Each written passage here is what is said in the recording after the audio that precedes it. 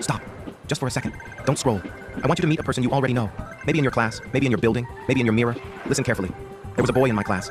Always on time, always smiling, always the same calm face, like someone who had solved all problems but forgot to celebrate. He never shouted, never showed off, never complained. People joked that he was chill, lazy, or lucky.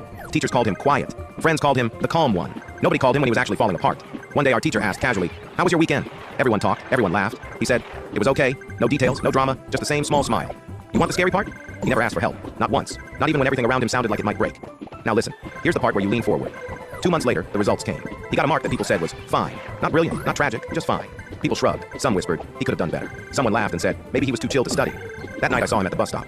He sat with a bag that smelled like boiled eggs and old bread. He waited alone. He smiled like always. He looked tired in a way that made your chest tighten. I asked him quietly, "Everything okay?" He nodded. He said, "Han, sab theek hai."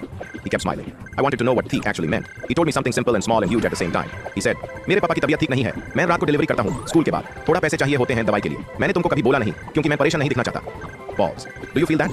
The silence after the confession. Heavier than any shout. He had been leaving early for extra class. He had been carrying food to his little sister. He had been smiling so everyone else would not worry. The marks weren't a sign of laziness. They were the overflow from nights when his head hit the pillow at 2 a.m. Not from an empty head, but from an empty bank account. Think about how fast we judge. We called him chill. We called him lucky. We put labels on a smile without checking what the smile was hiding. And he, who had no time or energy to explain, kept smiling, so the world didn't collapse around him. Now here's the promise I made to myself when I learned this.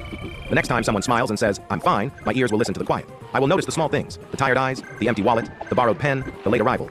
I will ask the question that doesn't sound like judgment. Are you really okay? Want to talk? Not every answer will be heavy. Sometimes it will be a small laugh and a better day. Sometimes it will be the beginning of saving someone who is slipping.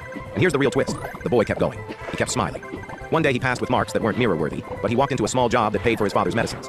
It wasn't a fairy tale ending, but it was survival, quietly won. So why did I tell you this?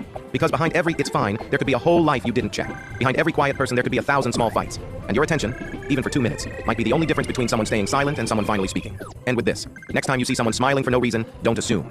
Ask, stay, don't fix, just listen.